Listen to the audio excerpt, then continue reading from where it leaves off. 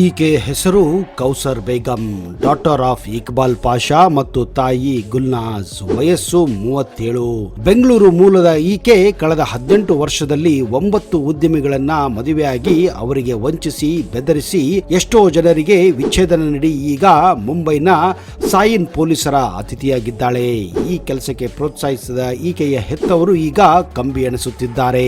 ಸದ್ಯಕ್ಕೆ ಈಕೆಯ 9ನೇ ಪತಿಯಾಗಿರುವ ಸೈಯದ್ ಅಹಮದ್ ಅನ್ನುವರು ತನ್ನ ಪತ್ನಿ ಕೌಸರ್ ಕಳೆದ 2 ತಿಂಗಳಿಂದ ತನ್ನನ್ನ ಬ್ಲಾಕ್ ಮೇಲ್ ಮಾಡುತ್ತಿದ್ದಾಳೆ ಎಂದು ದೂರು ದಾಖಲಿಸಿದಾಗ ಈಕೆಯ ಅಸಲಿ ಬಣ್ಣ ಈಗ ಬಯಲಾಗಿದೆ.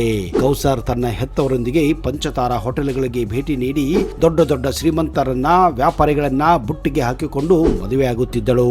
ಮದುವೆಯಾಗಿ ಸ್ವಲ್ಪ ದಿನ ಸಂಸಾರ ನಡೆಸಿ ಬೆಲೆ ಬಾಳುವ ವಸ್ತುಗಳೊಂದಿಗೆ ಪರಾರಿಯಾಗಿ ಗಂಡನ ಮನೆಯವರ ಮೇಲೆ ವರದಕ್ಷಿಣೆ ಕಿರುಕುಳ ಕೇಸು ದಾಖಲಿಸುತ್ತಿದ್ದಳು ಎಂದು 9ನೇ ಗಂಡ ಹಾಗೂ ಅವಳ ವಕೀಲರು ಹೇಳಿದ್ದಾರೆ.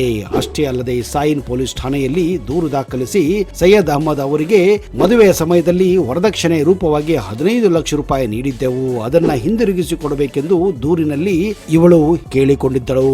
ಪೊಲೀಸರ ತೀವ್ರ ವಿಚಾರಣೆಯ ನಂತರ ಅಸಲಿ ಸತ್ಯ ಈಗ ಹೊರಗೆ ಬಿದ್ದಿದೆ. ಆದ್ರೆ ಈ ಎಲ್ಲ ಕರ್ಮಕಾಂಡ ಹೊರಗೆ ಬೀಳಲು ಒಂದು ಬೆಕ್ಕು ಅಂದರೆ ನೀವು ನಂಬುತ್ತೀರಾ? ಹೌದು, ಆ ಬೆಕ್ಕು ಮಾಡಿದ ಒಂದು ಕೆಲಸ ಈ ಮೋಸಗಾರತಿ ಕೌಸರ್ ಮಾಡಿದ್ದ ದೊಡ್ಡ ದೊಡ್ಡ ಕಾಂಡಗಳು ಹೊರಗೆ ಬಿದ್ದಿವೆ. ಅಷ್ಟಕ್ಕೂ ಆ ಬೆಕ್ಕು ಮಾಡಿದ್ದೇನು? ಈ ಕೌಸರ್ ಎಂಬ ಮಹಿಳೆ ಮಾಡಿದಂತಹ ಮೋಸಗಳು ಯಾವುವು? ಹೊಸ ಗಂಡಂದ್ರನ್ನ ಹೇಗೆ ಮದುವೆಯಾಗುತ್ತಿದ್ದಳು? ಇದನ್ನೆಲ್ಲ ಕೇಳಿದರೆ ಎಲ್ಲೋ ಒಂದು ಸಿನಿಮಾ ಕಥೆ ತರ ಇದು ಅನಿಸುತ್ತದೆ. ಆದರೆ ಇದೆಲ್ಲವೂ ನಡೆದಂತಹ ಸತ್ಯ ಸಂಗತಿ. ಬನ್ನಿ ಆ ವಿಷಯವನ್ನೆಲ್ಲ ಇವತ್ತಿನ ಈ ವಿಡಿಯೋದಲ್ಲಿ ನಿಮ್ಗೆ ಕೊಡ್ತಾ ಇದ್ದೀನಿ.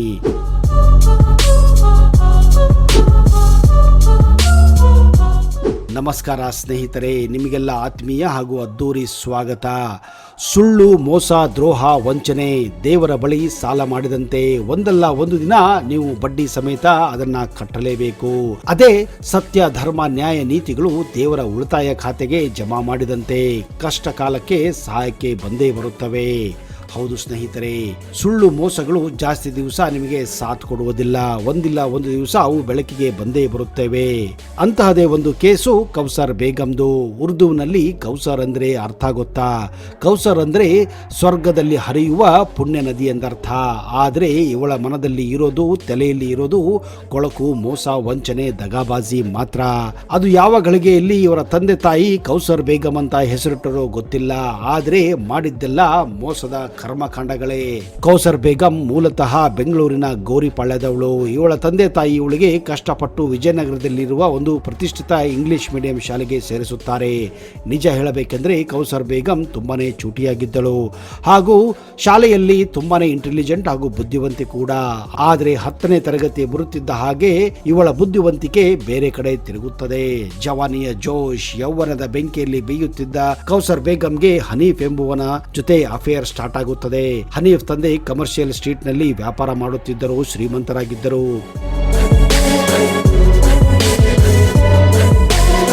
PUC 2 ಓದುತ್ತಿದ್ದ ಹನೀಫ್ ಕೌಸರ್ ಬೇಗಂನ ಪ್ರೀತಿ ಮಾಡುತ್ತಿದ್ದ. ಹೀಗಾಗಿ ಅವಳನ್ನ ಬೆಂಗಳೂರಿನ ದೊಡ್ಡ ದೊಡ್ಡ ಮಾಲುಗಳಿಗೆ, ಮಲ್ಟಿಪ್ಲೆಕ್ಸ್ಗಳ ಸಿನಿಮಾಗಳಿಗೆ, ದೊಡ್ಡ ದೊಡ್ಡ ರೆಸ್ಟೋರೆಂಟ್ಗಳಿಗೆ ಹೋಗಿ ಚೆನ್ನಾಗಿ ತಿನಿಸಿ ಸುತ್ತಾಡಿಸುತ್ತಿದ್ದ.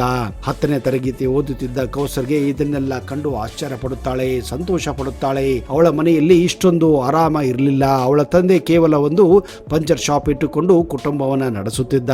ಕೌಸರ್ ತರುತ್ತಿದ್ದ ಗಿಫ್ಟ್ ಗಳನ್ನು ಕಂಡು ತಂದೆ ತಾಯಿ ಅವಳಿಗೆ ಬೈಯುವ ಬದಲು ಅವರು ಕೂಡ ಖುಷಿ ಪಡುತ್ತಿದ್ದರು. ಕೌಸರ್ ಮುಂದೆ ರಾಜಾಜಿನಗರದ ಒಂದು ಪ್ರತಿಷ್ಠಿತ ಕಾಲೇಜಿನಲ್ಲಿ ಅಡ್ಮಿಷನ್ ಪಡೆಯುತ್ತಾಳೆ. ನಿಜ ಹೇಳಬೇಕಂದ್ರೆ ಆ ಅಡ್ಮಿಷನ್ ದುಡ್ಡು ಕೊಟ್ಟಿದ್ದು ಕೂಡ ಈ ಹನೀಫ್. ಕೌಸರ್ ಬೇಗಂ ನೋಡಲು ತುಂಬಾನೇ ಸುಂದರವಾಗಿದ್ದಳು. ಇದೇ ಕಾರಣ ಕಾಲೇಜಿಗೆ ಬಂದಂತಹ ಕೌಸರ್ಗೆ ಅದೇ ಕ್ಲಾಸಿನ ಇನ್ನೊಬ್ಬ ಹುಡುಗ ರಿಯಾಜ್ ಎಂಬುವರು ಪರಿಚಯವಾಗುತ್ತಾನೆ. ಅವನು ಕಾಲೇಜಿಗೆ ಕಾರನ್ನ ತರುತ್ತಿದ್ದ. ಅದನ್ನು ಕಂಡು ಕೌಸರ್ ಅವನ ಆಕರ್ಷಣೆಯಲ್ಲಿ ಬೀಳುತ್ತಾಳೆ. ರಿಯಾಜ್ ಕೂಡ ಕೌಸರ್ನ ಕಾರ್ನಲ್ಲಿ ಕೂಡಿಸಿಕೊಂಡು ಬೆಂಗಳೂರನ್ನ ಸುತ್ತಾಡುತ್ತಿದ್ದ. ಹನೀಫ್ಗಿಂತ ಜಾಸ್ತಿ ಅವಳ ಮೇಲೆ ಖರ್ಚು ಮಾಡುತ್ತಿದ್ದ. ಆಗಲೇ ಅವಳಿಗೆ ಕಾಸ್ಟ್ಲಿ ವಾಚ್ಗಳನ್ನ, ಕಾಸ್ಟ್ಲಿ ಮೊಬೈಲ್ಗಳನ್ನ, ಕಾಸ್ಟ್ಲಿ ಆಭರಣಗಳನ್ನು ಕೂಡ ಕೊಡಿಸುತ್ತಿದ್ದ. ಹೀಗೆ ಹನೀಫ್ಗಿಂತ ಶ್ರೀಮಂತ ಹುಡುಗ ರಿಯಾಜ್ ಸಿಕ್ಕ ಮೇಲೆ ಕೌಸರ್ ಹನೀಫನಿಗೆ ಮೋಸ ಮಾಡುತ್ತಾಳೆ. ಅವಳಿಗೆ ಗೊತ್ತಿತ್ತು ಯಾವ ರೀತಿ ಹುಡುಗರು ತನ್ನ ಸೌಂದರ್ಯಕ್ಕೆ ಮರಳಾಗಿ ಏನೆಲ್ಲ ಮಾಡಲು ತಯಾರಾಗುತ್ತಾರೆ ಎಂದು. ಕೌಸರ್ ಮುಂದೆ ಕೇವಲ PUC 2 ಕೂಡ ಸರಿಯಾಗಿ ಮಾಡುವುದಿಲ್ಲ.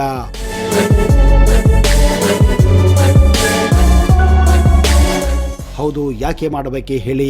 ಅವಳಿಗೆ ಓದುವುದರಿಂದ ಪಡೆಯುವ ಡಿಗ್ರಿಗಿಂತ ತನ್ನ ಸೌಂದರ್ಯ ಹಾಗೂ ತನ್ನ ಮಾತುಗಳೇ ಅವಳಿಗೆ ಡಿಗ್ರಿಗಳಾಗಿದ್ದವು ಹಾಗೂ ಸರ್ಟಿಫಿಕೇಟ್ ಕೂಡ ಆಗಿದ್ದವು. ಹೌದು, ತನ್ನ ಸೌಂದರ್ಯದ ಡಿಗ್ರಿಯಿಂದ ಕೌಸರ್ ಇಂತಹ 10 ಹನೀಫರನ್ನ 10 ರಿಯಾಜರನ್ನ ಮುಂದೆ ಬಲಿ ಹಾಕುತ್ತಾಳೆ. ದೊಡ್ಡ ದೊಡ್ಡ ಶ್ರೀಮಂತ ಹುಡುಗರನ್ನ ಪಟಾಯಿಸುತ್ತಾ ಮದುವೆ ಆಗುತ್ತಾ ಒಳ್ಳೆ ದುಡ್ಡನ್ನು ಮಾಡಲು ಪ್ರಾರಂಭಿಸಿದ್ದಳು. ಇದಕ್ಕೆ ಸಾಥ್ ನೀಡಿದ್ದೇ ಇವಳ ತಂದೆ ತಾಯಿ ಎಂದರು. ಇವರಂತ ತಂದೆ ತಾಯಿ ಇರಬೇಕು, ನೀವೇ ಯೋಚನೆ ಮಾಡಿ. ಸ್ವಂತ ಮಗಳನ್ನೇ ಮುಂದೆ ಬಿಟ್ಟು ದೊಡ್ಡ ದೊಡ್ಡ ಶ್ರೀಮಂತ ಕುಳುಗಳನ್ನ ಬಲೆ ಹಾಕುವುದೇ ಇವರ ಕೆಲಸವಾಗಿತ್ತು. ಹೀಗೆ ಬೆಂಗಳೂರಿನಿಂದ ಪ್ರಾರಂಭವಾದ ಕೌಸರ್ ಬೇಗಂನ ಮೋಸದ ಆಟ ಭಾರತದ ದೊಡ್ಡ ದೊಡ್ಡ ನಗರಗಳಲ್ಲಿ ದೊಡ್ಡ ದೊಡ್ಡ ಶ್ರೀಮಂತರನ್ನ ಬಲೆ ಹಾಕಿ ಕೋಟಿ ಕೋಟಿ ದುಡ್ಡು ಮಾಡಿದ್ದಳು.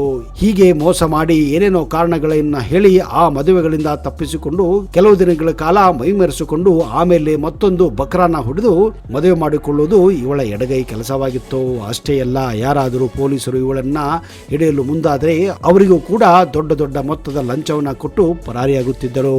ಆದರೆ ಅವಳ ಈ ಮೋಸದ ಆಟವನ್ನ ಒಂದು ಬೆಕ್ಕು ಕಂಡು ಹಿಡಿತು ಎಂದ್ರೆ ನೀವು ನಂಬುತ್ತೀರಾ?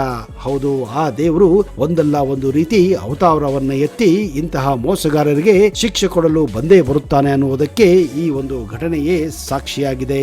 ಕೌಸರ್ ಬೇಗಂ ತನ್ನ 8ನೇ ಮದುವೆಯನ್ನ ಭೂಪಾಲದ ಒಬ್ಬ ಶ್ರೀಮಂತನ ಜೊತೆ ಅವನನ್ನ ಪಟಾಯಿಸಿ ಮದುವೆಯಾಗುತ್ತಾಳೆ. ಅವನು ಕೂಡ ಅವಳಿಗೆ ಸಾಕಷ್ಟು ದುಡ್ಡು ಕೊಟ್ಟು ಕಾರು ಬಂಗ್ಲೆ ಜೀವನ ನಡೆಸಲು ಸಹಾಯ ಮಾಡಿದ್ದ.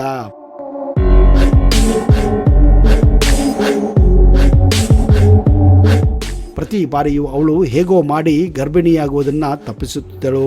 ಆದರೆ ಈ ಬಾರಿ ಅವಳು ಗರ್ಭಿಣಿಯಾಗುವುದನ್ನ ತಪ್ಪಿಸಲು ಸಾಧ್ಯವಾಗುವುದಿಲ್ಲ. ಯಾಕಂದ್ರೆ ಅವಳು ಗರ್ಭಿಣಿಯಾಗುವ ತನಕ ಆ 8ನೇ ಗಂಡ ಸೈಫುದ್ದೀನ್ ಅವಳನ್ನ ಮನೆಯಿಂದ ಹೊರಗೆ ಬಿಡುವುದೇ ಇಲ್ಲ. ಯಾಕಂದ್ರೆ ಅವನಿಗೆ ಅವಳ ಮೇಲೆ ಯಾಕೋ ಅನುಮಾನ ಬಂದು ಬಿಟ್ಟಿತ್ತು. ಪದೇ ಪದೇ ಯಾರೋ ಜೊತೆ ಫೋನಿನಲ್ಲಿ ಮಾತಾಡುವುದರಿಂದ ಮುಂದಿನ ಪ್ಲಾನ್ ಬಗ್ಗೆ ಡಿಸ್ಕಸ್ ಮಾಡುವುದು ನಡೀತಾನೆ ಇತ್ತು. ಹೀಗೆ ಮನೆಯಲ್ಲಿ ಕೂಡಿ ಹಾಕಿದ್ದ ಕಾರಣಕ್ಕಾಗಿ ಕೌಸರ್ ಬೇಗಂ ತನ್ನ ಹೊಟ್ಟೆಯಲ್ಲಿರುವ ಆ ಮಗುವನ್ನ ಆಪರೇಷನ್ ಮಾಡಲು ಕೂಡ ಸಾಧ್ಯವಾಗುವುದಿಲ್ಲ. ಇದೇ ಕಾರಣ 9 ತಿಂಗಳ ಕಾಲ ಅವಳು ಆ ಮಗುವನ್ನ ಹೇರಲು ಕಾಯಬೇಕಾಗುತ್ತದೆ. ಯಾವತ್ತು ಆ ಮಗು ಡೆಲಿವರಿ ಆಗುತ್ತದೆಯೋ ಅಂದೇ ರಾತ್ರಿ ಆ ಮನೆಯಿಂದ ಪರಾರಿಯಾಗಿ ಹೋಗಲು ಕೌಸರ್ ಹಾಗೂ ಅವಳ ತಂದೆ ತಾಯಿ ಪ್ಲಾನ್ ಮಾಡುತ್ತಾರೆ. ಮೂವರು ಸೇರಿಕೊಂಡು ಆ ಹುಟ್ಟಿದ ಮಗುವನ್ನು ಒಂದು ಹಾಳು ಪೊದೆಯಲ್ಲಿ ಹಾಕಿ ಅಲ್ಲಿಂದ ಪರಾರಿಯಾಗುತ್ತಾರೆ. ಈ ಮೂವರು ಆ ಮಗುವನ್ನು ಏನು ಮಾಡಿದರು, ಎಲ್ಲಿ ಪರಾರಿಯಾದರು ಎಂದು ಸೈಫುದ್ದೀನ್ಗೆ ಗೊತ್ತಾಗುತ್ತದೆ. ಮುಂದೆ ಈ ತರ ಬೇರೆ ಯಾರಿಗೂ ಮೋಸ ಮಾಡಬಾರದೆಂದು ಸೈಫುದ್ದೀನ್ ಅವರನ್ನ ಹಿಡಿಯಬೇಕೆಂದು ನಿರ್ಧಾರ ಮಾಡುತ್ತಾನೆ. ಸೈಫುದ್ದೀನ್ ಊರೆಲ್ಲ ಹುಡುಕಲು ಪ್ರಾರಂಭಿಸುತ್ತಾನೆ. ಕೊನೆಗೆ ಅವನ ಮನೆಯಿಂದ ಸುಮಾರು 3.5 ಕಿಲೋಮೀಟರ್ ದೂರದಲ್ಲಿ ಒಂದು ಚಿಕ್ಕ ಮಗು ಪತ್ತೆಯಾಗಿದೆ ಎಂದು ಗೊತ್ತಾಗುತ್ತದೆ. ವಿಚಿತ್ರ ಏನೆಂದ್ರೆ ಆ ಮಗುವನ್ನು ಪೊದೆಯಲ್ಲಿ ಕಂಡು ಹಿಡಿದಿದ್ದೇ ಒಂದು ಸಾಕು ಬೆಕ್ಕು. ಆ ಬೆಕ್ಕು ಆ ಮಗುವನ್ನು ಕಂಡು ಹಿಡಿದು ತನ್ನ ಮನೆಯ ಮಾಲಕನಿಗೆ ತನ್ನ ಚಾತುರ್ಯದಿಂದ ಆ ಪೊದೆಯತ್ತ ಅವನನ್ನ ಕರೆದುಕೊಂಡು ಹೋಗಿ ಆ ಮಗುವನ್ನು ತೋರಿಸುತ್ತದೆ. ಈ ವಿಷಯ ಸೈಫುದ್ದೀನ್ಗೆ ಗೊತ್ತಾಗುತ್ತದೆ. ಮುಂದೆ ಅದು ತನ್ನ ಮಗು ಎಂದು ಅಲ್ಲಿಂದ ಅವನು ಪಡೆದುಕೊಳ್ಳುತ್ತಾನೆ. ಈ ಮೂವರನ್ನ ಬಲೆ ಹಾಕಲು ಹಲವಾರು ಜನರನ್ನ ಬಿಟ್ಟು ಕೊನೆಗೆ 7 ತಿಂಗಳ ನಂತರ ಮುಂಬೈನಲ್ಲಿ ಇವರನ್ನ ಪತ್ತೆ ಹಚ್ಚುತ್ತಾನೆ. ಅಲ್ಲಿ ಆಗಲೇ ಕೌಸರ್ ತನ್ನ 9ನೇ ಪತಿಯನ್ನ ಮದುವೆಯಾಗಿದ್ದಳು. ಅಲ್ಲಿಯೂ ಕೂಡ ಅವಳು ಸುಳ್ಳು ಹೇಳಿದ್ದಳು. ತನಗೆ ಮಕ್ಕಳೇ ಇಲ್ಲ, ತನಗೆ ಮದುವೆ ಆಗಿಲ್ಲ.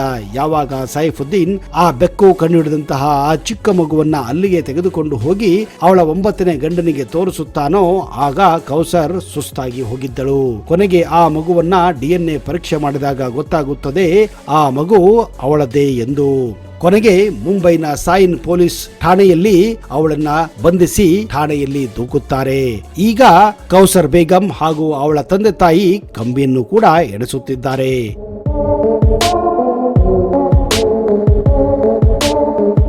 ನೋಡಿದಿರಾ ಸ್ನೇಹಿತರೆ, ಎಂತೆಂಥ ಹೆಣ್ಣು ಮಕ್ಕಳಿರುತ್ತಾರೆ, ಎಂತೆಂಥ ತಾಯಿಯಂದಿರುತ್ತಾರೆ, ಎಂತೆಂಥ ತಂದೆ ತಾಯಿಗಳು ಇರುತ್ತಾರೆ, ಏನೆಲ್ಲ ಮೋಸಗಳನ್ನ ಮಾಡುತ್ತಾರೆ.